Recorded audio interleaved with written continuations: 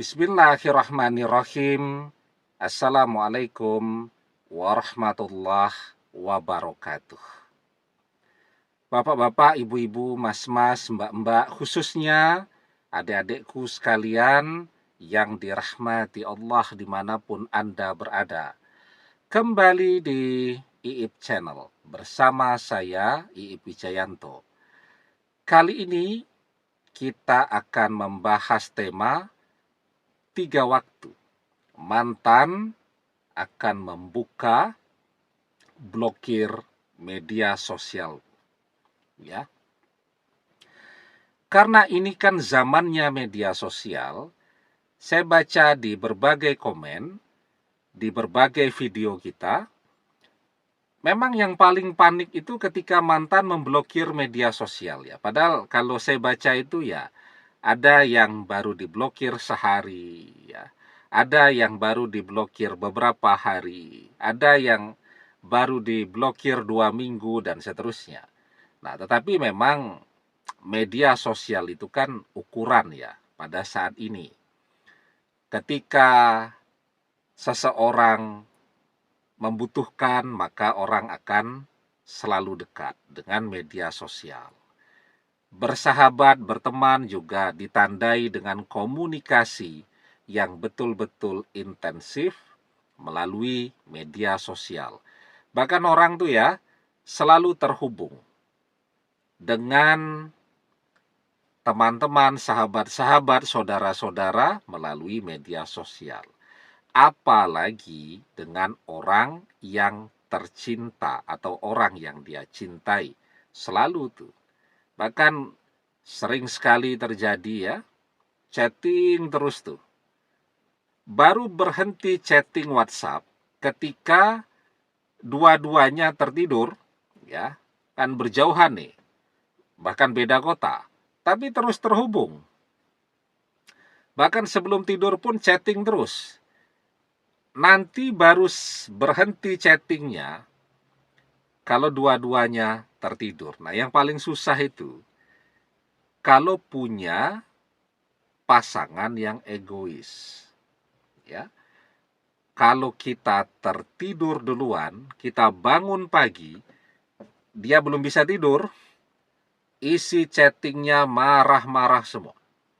Ya, dia merasa diabaikan, dia merasa tidak dibutuhkan lagi, dan seterusnya. Padahal kita cuman ngantuk, capek, dan ketiduran. Ya, tapi kalau dia yang ketiduran duluan, kita chatting WhatsApp, tidak dijawab sama dia. Ya, kita semarah apapun, dia tidak peduli. Nah, itu yang paling berat itu.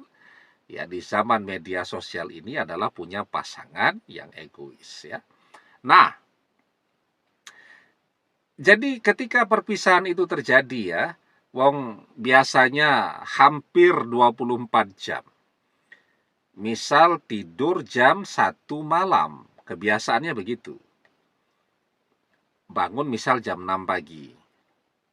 Ada kan orang yang jarang sholat subuh ya. Atau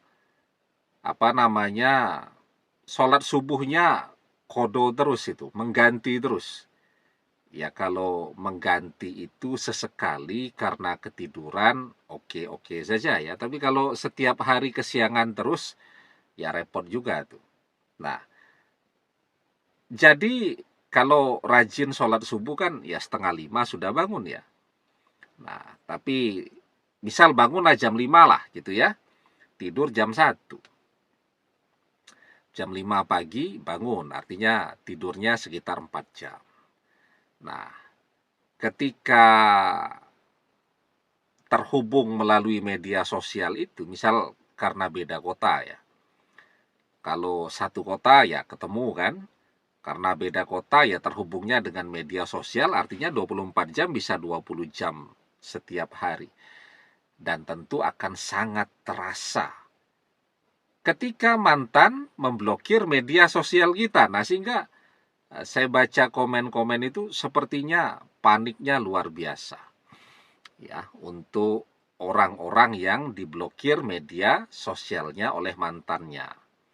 Nah, Maka saya lihat tuh ya di berbagai channel YouTube, tutorial bagaimana cara membuka blokir media sosial mantan, wah itu biasanya yang nonton bisa jutaan tuh ya.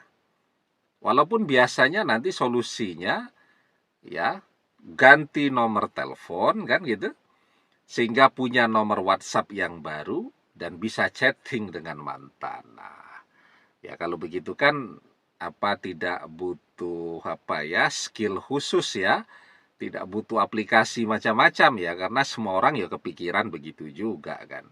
Nah, jadi ya sebenarnya tanpa kita harus repot-repot memikirkan cara untuk membuka blokir media sosial yang dilakukan mantan kepada kita, ya, dan seterusnya. Ada 3 waktu ketika mantan tanpa kita apa-apain akan membuka sendiri blokir media sosial tadi. Yang pertama, waktunya adalah ketika mantan menyadari bahwa dia cuma dimanfaatkan oleh selingkuhannya, atau oleh orang ketiga, atau oleh pasangan barunya. Dia sadar, oh ternyata dia cuma dimanfaatkan. Isinya tiap hari belanja bertengkar. Kalau tidak ada duit untuk neraktir belanja atau keinginan orang ketiga itu tidak keturutan, bertengkar. Nah, jadi isi hidupnya itu cuma belanja bertengkar gitu. Dia sadar bahwa dia cuma dimanfaatkan. Maka pada saat itu mantan akan membuka blokir media sosial kita. Ya. Kenapa? Ya karena dia butuh seseorang untuk mendengarkan curhatnya dan seseorang yang bersedia menerima dia kembali. Ya. Dan yang ada di benaknya ya cuman kita kan. Karena dia melihat bahwa kita masih setia menunggu dan seterusnya. Nah, maka ini waktu yang pertama ketika mantan minta satu kesempatan lagi bagi dia untuk memperbaiki diri menjadi setia bersama kita, yakni ketika dia sadar bahwa dia cuma dimanfaatkan oleh orang ketiga. Kemudian yang kedua, ketika dia bangkrut, ya, kalau sadar dimanfaatkan belum tentu dia bangkrut. Tapi ini betul-betul bangkrut. Dia bangkrut dan dicampakkan oleh orang ketiga. Ketika mantan ini bangkrut, ya, tidak punya apa-apa, semua akan menjauhi mantan, semua.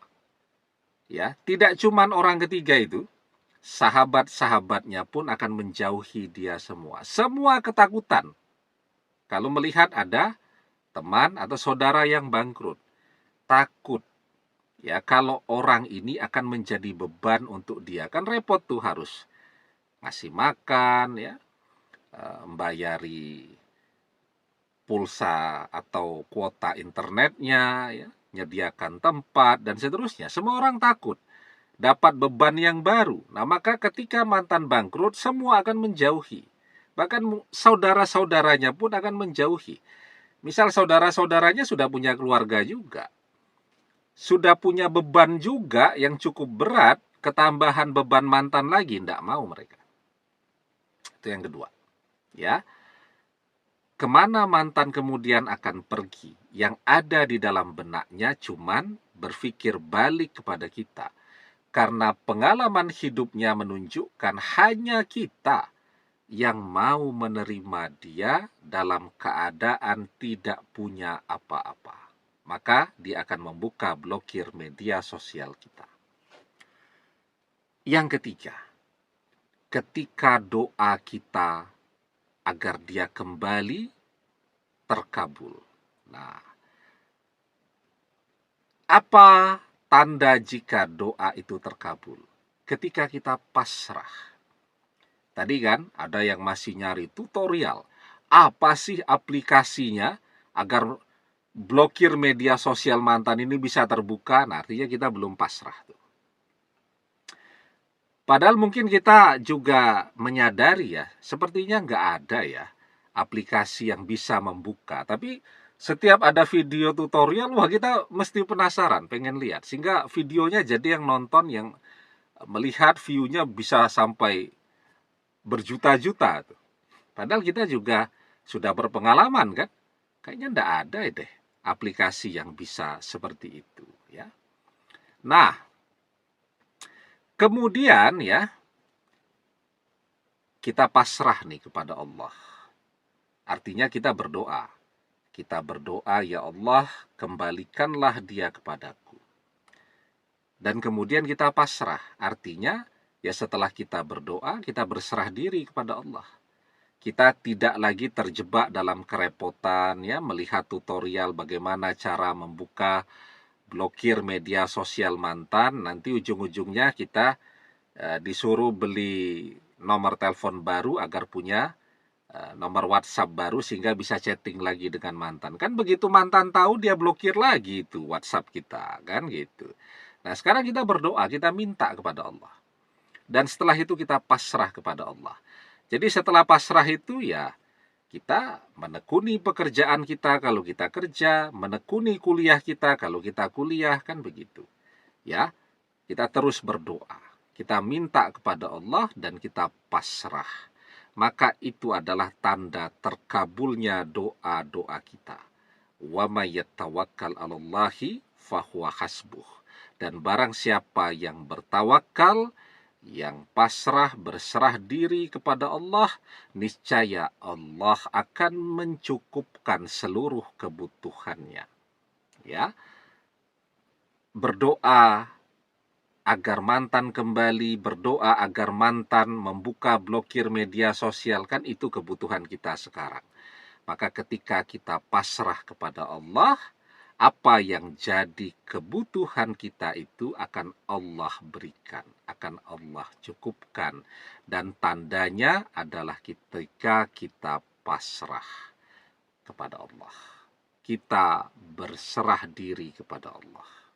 Tapi dengan satu hal, kita tidak pernah berhenti berdoa, memohon pertolongan Allah.